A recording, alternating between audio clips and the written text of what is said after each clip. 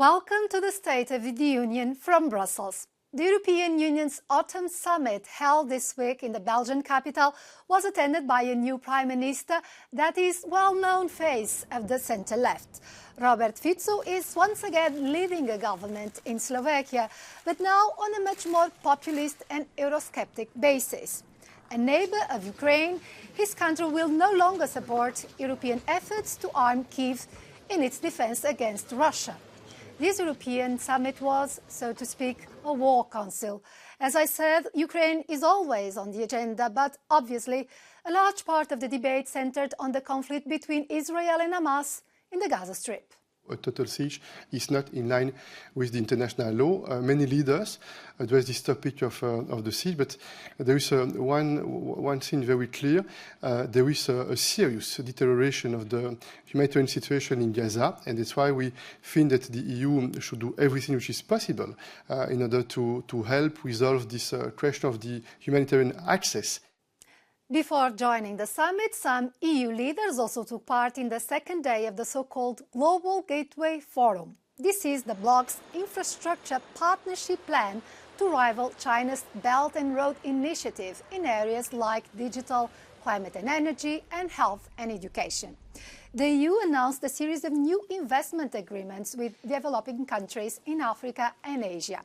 The €300 billion plan, covering up to 2027, is also conceived as an instrument to expand the bloc's geopolitical influence in the world. The head of the European Commission presented the European Union as a better choice in development cooperation. Global Gateway is about giving choices to countries, better choices. Because for many countries around the world, investment options are not only limited, but they all come with a lot of small print and sometimes with a very high price. Sometimes it is the environment that pays the price. Sometimes it is workers who are stripped of their rights. Sometimes foreign workers are brought in. And sometimes national sovereignty is compromised. One of the countries that signed the new partnership was Bangladesh, worth almost €400 million. It is a country of 170 million inhabitants that, in 50 years of independence, went from being one of the poorest in the world to being on the verge of obtaining the United Nations classification as a middle-income nation. Bangladesh has been a partner in the Chinese initiative for a few years and does not intend to abandon it.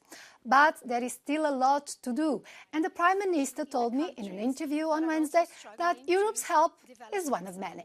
I think it is a big opportunity, because we just selected and we graduated from LDC to developing country. That will help us to develop our country more.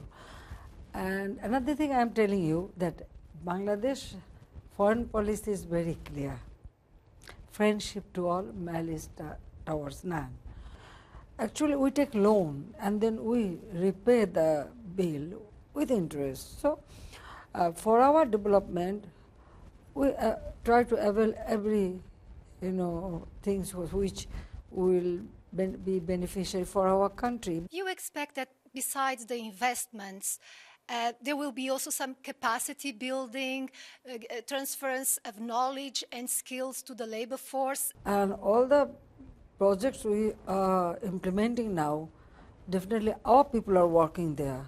So they are, it is one kind of training they have, they are getting, and actually people are gaining. They can get works and they can get the knowledge. Bangladesh is one of the countries very much affected by climate change, natural disasters, flooding. What are the projects in that area that you would like to implement? And do you think that Western powers have more responsibility in financing adaptation, mitigation measures? They should contribute. Also for other small island country and other countries, those are affected, especially climate vulnerable countries, they need support and assistance. And I am always ready to share our experience, and we are doing it. Bangladesh hosts more than 1 million refugees, Rohingya refugees from Myanmar. What is your advice and your suggestions for a better global management of refugees and migrants? Unfortunately, after COVID-19 pandemic and also the Ukraine war and sanction, counter-sanction, the assistance we have been receiving to support them, it has been reducing. But I requested you, President Ursula, and also the disaster management and other, that you do something so that they can go back. Because I know that living as a refugee, it is not very dignified. I want to return to the topic of the war in the Middle East, but because of unprecedented criticism of the so-called most important diplomat in the world.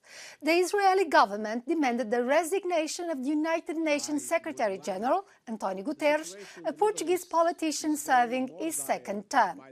At issue are his comments about Israel's clear violations of law, emphasizing that no state is above the law. It is known that there was no love lost between Guterres and powerful leaders like former US President Donald Trump and current Russian leader Vladimir Putin. But the United Nations Secretary General now faces criticism from a state with powerful allies and political influence in the international community.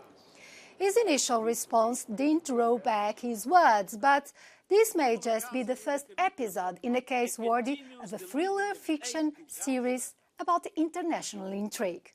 That's all from me. Thanks for your attention.